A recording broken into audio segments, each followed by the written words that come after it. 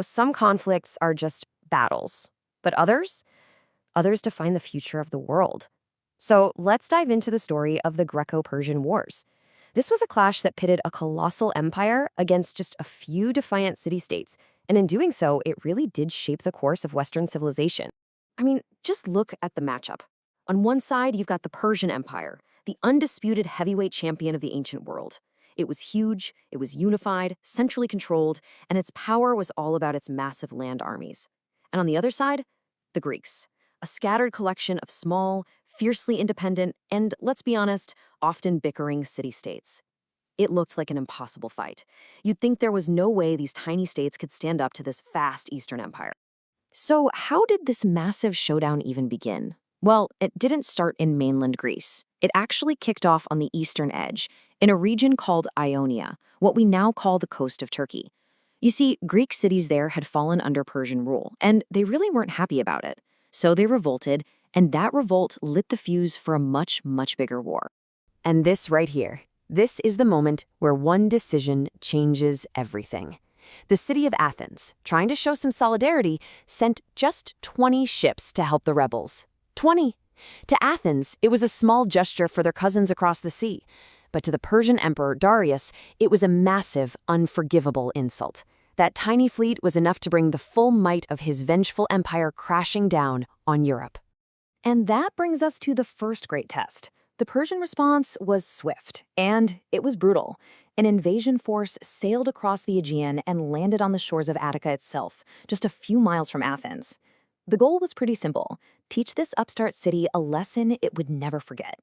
So try to picture this scene. A massive Persian fleet unloads about 20,000 soldiers onto the beach at Marathon. For the people of Athens, this isn't some far-off threat anymore. This is an existential crisis, camped out right on their doorstep. And what could Athens pull together in response? Maybe 10,000 men, at best? And these were citizen soldiers, not lifelong professional warriors, facing a force twice their size. But instead of hiding behind their walls, they made the incredibly gutsy call to march out and meet the invaders head-on.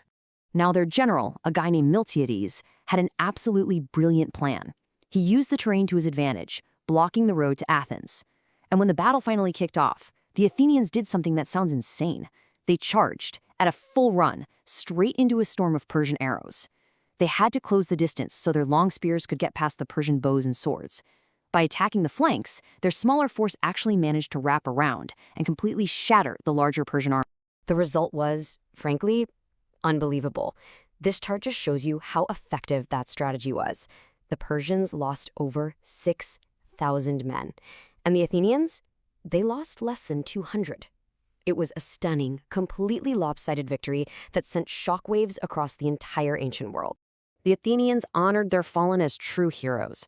They buried them right there on the battlefield under this massive 50-foot mound, which, by the way, you can still go and see today. Marathon wasn't just another battle. It became a legend. It was proof that the impossible could actually be done. But one man, an Athenian statesman named Themistocles, who'd fought at Marathon, he knew this was only round one. He knew Persia would be back, and next time, they'd come with a force designed to crush them completely.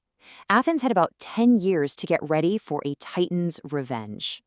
And Themistocles' vision was radical for the time. He argued that Athens could never match the Persian multitudes on land. Their only hope for survival, he insisted, was to become the undisputed mistress of the sea.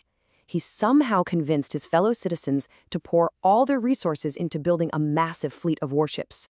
Now, this was a huge gamble. Everybody knew Persia's strength was its army. It really raised a critical question. Could a navy, no matter how powerful it was, really beat the world's greatest land-based empire? Well, 10 years later, Themistocles was proven right. Darius' son, Xerxes, launched an invasion that just dwarfed the first one. We are talking about an army of over 200,000 soldiers and a fleet of 1,000 ships. This was a force designed not just to punish Athens, but to conquer all of Greece for good. The Greeks, a little more unified this time, came up with a two-pronged defense. The whole plan was to create a bottleneck. So on land, the Spartan king Leonidas would hold the narrow pass of Thermopylae with a small force. At the same time, at sea, the Greek fleet would take on the massive Persian navy in the narrow straits of Artemisium. Now, that land defense, it became one of the most famous last stands in all of history. For days, Leonidas and his men held that pass against just impossible odds, but they were eventually outflanked. Leonidas and his Spartans fought to the very last man. Militarily, it was a total defeat. The Persian host, quote, completely annihilated them, but their courage became an inspiration for all of Greece. With the land route open, the Persians just poured into central Greece. The Mysticals had ordered the entire population of Athens to be evacuated to nearby island.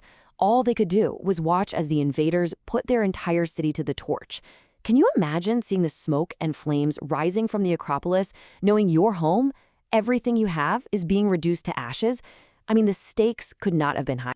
But this was the moment Themistocles had been planning for all along. He lured the massive Persian fleet into the narrow straits of Salamis. Suddenly trapped in that tight space, the bigger Persian ships couldn't maneuver. They just fell into total confusion. And the smaller, more agile Greek triremes, these warships built for speed and ramming, tore right through the Persian lines, sinking them one by one. Xerxes, who was watching the whole thing from a golden throne on a nearby hill, saw his invincible navy get utterly destroyed. Themistocles' great gamble had paid off, big time. With the Persian navy shattered, Xerxes' land army was cut off from its supply lines, and it was eventually defeated. The threat was finally over. But this victory wasn't an ending. From the ashes of Athens, something new and incredibly powerful was about to rise. This victory unleashed a total explosion of confidence in Athens. A bigger, greater Athens was all they could see. They had stared down the masters of the known world and won. And this feeling, this idea that they were now masters of the world, well, that was going to change everything. But Greek politics, especially in a democracy like Athens, were complicated. Take a look at this. It's an ostracon, basically a piece of pottery they used for voting. This one has the name of Themistocles on it. The Athenians, fearing his influence, eventually voted to ostracize him. They exiled the very man who had engineered their salvation. Pretty ungrateful, right? And that unity that defeated Persia, yeah, it fractured pretty quickly. Greece basically split into two camps. You had Athens, which became the champion of progress, democracy, and a new naval empire built around a defensive alliance called the Delian League. And then you had Sparta, the home of tradition and military discipline, who looked at this new, powerful Athens with a whole lot of suspicion. The old allies were now the new rivals. Which leads us to our final critical question. This whole war started as a fight for freedom against an oppressive empire.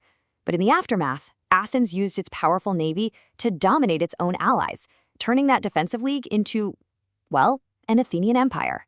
So we're left to wonder, in the process of saving Greece from one empire, did Athens simply create another one?